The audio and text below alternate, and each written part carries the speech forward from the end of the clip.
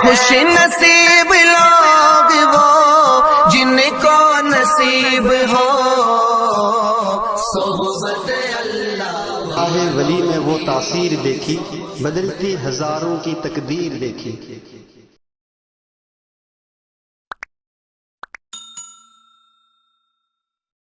السلام علیکم ورحمۃ اللہ وبرکاتہ۔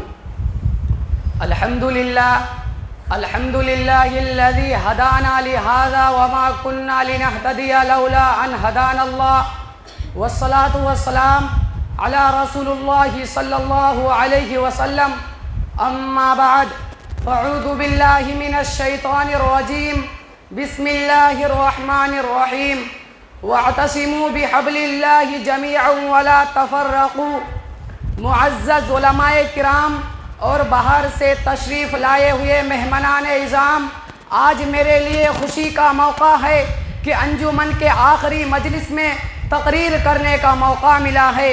اتحاد و اتفاق کے موضوع پر آپ حضرات سے دعا کی درخواست ہے کہ ہمیں صحیح بات کہنے کی توفیق عطا فرمائے اور سننے سے زیادہ ہم لوگوں کو عمل کرنے کی توفیق عطا فرمائے۔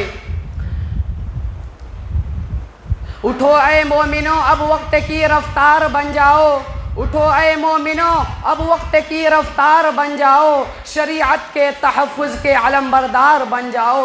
مسلمان ہو تو سنت کے حسین سانچے میں تم ڈھل کر کہ عمرین رضی اللہ عنہ و غنی رضی اللہ عنہ و حیدر کا اب کردار بن جاؤ۔ صحابہ کی وہی تاریخ دہرا دو زمانے میں، مسلمانوں اشداء علی الکفار بن جاؤ۔ برادران اسلام، آج کے اس پرفتن دور میں دشمنان اسلام بڑی تیزی سے ابھر رہے ہیں اور عالمی پیمانے پر مسلمانوں کو تباہ و برباد کرنے کی طرح کی سازشیں کر رہے ہیں۔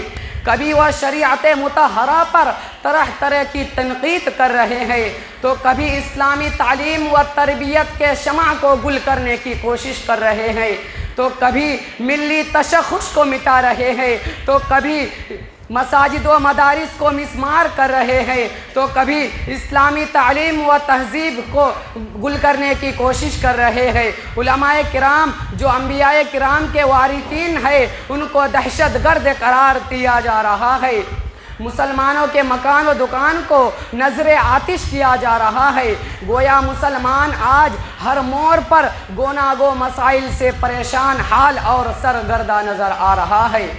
دوستو، کیا کبھی ہم نے اس کے بارے میں غور و فکر کیا ہے؟ ہرگز نہیں۔ یہ سب اس واسطے ہو رہا ہے کہ ہم نے اطیع اللہ و اطیع الرسول سے روگردانی کو اپنا مقصد حیات سمجھ لیا اور امر بالمعروف اور نہی عن المنکر کے تقاضے کی خلاف ورزی کو اپنا وتیرہ امتیاز بنا لیا۔ اللہ تعالیٰ کے اس فرمان و عالی شان واعتصموا بحبل اللہ جمیعا ولا تفرقوا پر عمل کرنا چھوڑ دیا۔ اللہ کے پیارے رسول صلی اللہ علیہ وسلم کی پاکیزہ سنتوں کو پسے پشت ڈال دیا۔ شاید ان سب بربادیوں اور تباہیوں کے یہی اسباب ہے۔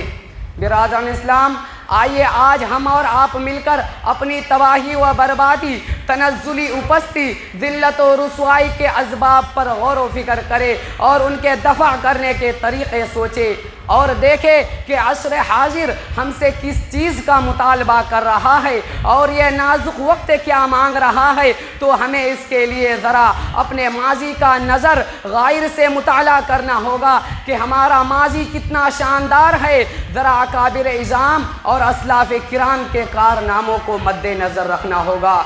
ملت اسلامیہ کے علم برداروں، تاریخ اسلام اس بات پر شاہد ہے کہ بدر کے میدان میں اہل ایمان صرف 313 تھے اور ان کے پاس 2 گھوڑے اور 70 اونٹ اور چند تلواریں تھیں، بس مکمل یہی ساز و سامان تھے۔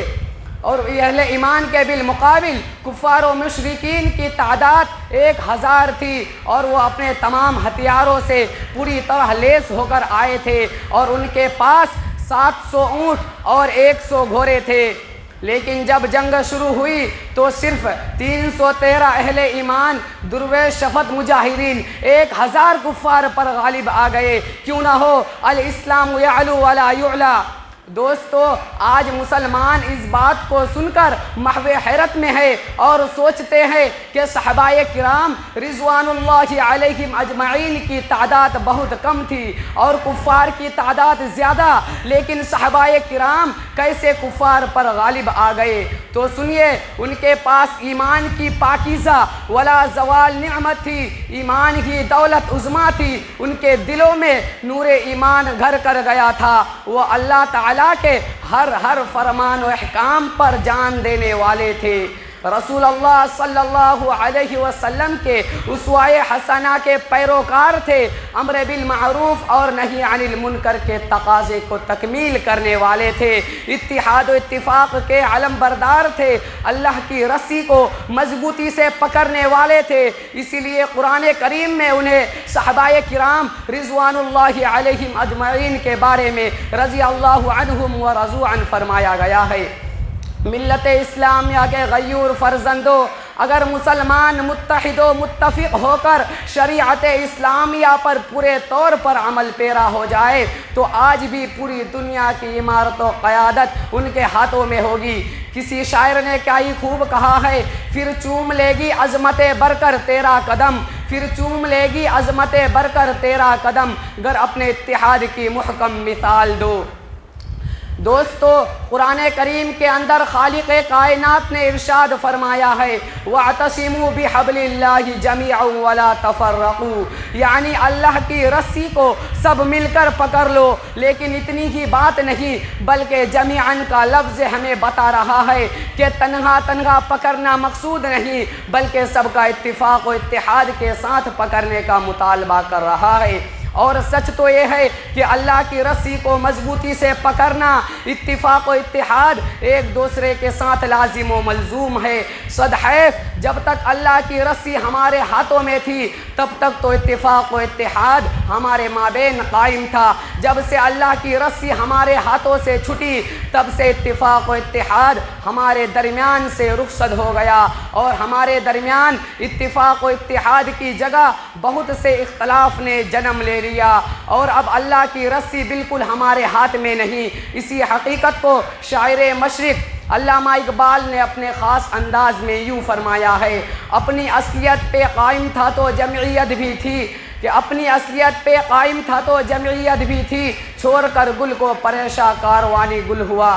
محترم حضرات، یہ وقت ہمیں پکار رہا ہے، ماضی کی کوتاہیاں ہمیں صدائے دے رہی ہیں اور مستقبل کے خطرناک اندیشے ہمیں دھمکا رہے ہیں، اور آج بھی شاعر مشرق ڈاکٹر علامہ اقبال کی روح پکار کر کہہ رہی ہے، منفعت ایک ہے اس قوم کی، نقصان بھی ایک ہی سب کا نبی، دین بھی ایمان بھی ایک، حرم پاک بھی اللہ بھی قرآن بھی ایک، کچھ بڑی بات تھی ہوتے جو مسلمان بھی ایک، فرقہ بندی ہے کہیں اور کہیں ذاتی ہے، کیا زمانے میں پنپنے کی یہی باتیں ہیں۔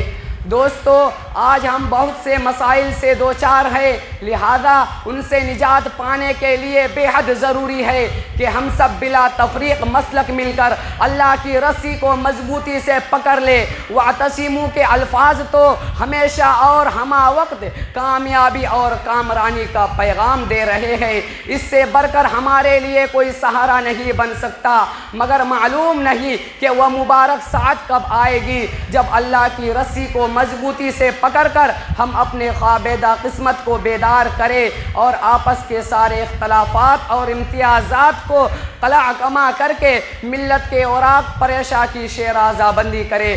دعا ہے کہ اللہ تعالیٰ سبھی مسلمانوں کو اتحاد و اتفاق کے علم کو بلند کرنے کی توفیق عطا فرمائے، آمین۔ اگر ہو مذہب اسلام کے ہمدرد تو آؤ، اگر ہو مذہب اسلام کے ہمدرد تو آؤ، یہاں ہر ایک مسلک کے مسلمان ایک ہو جاؤ۔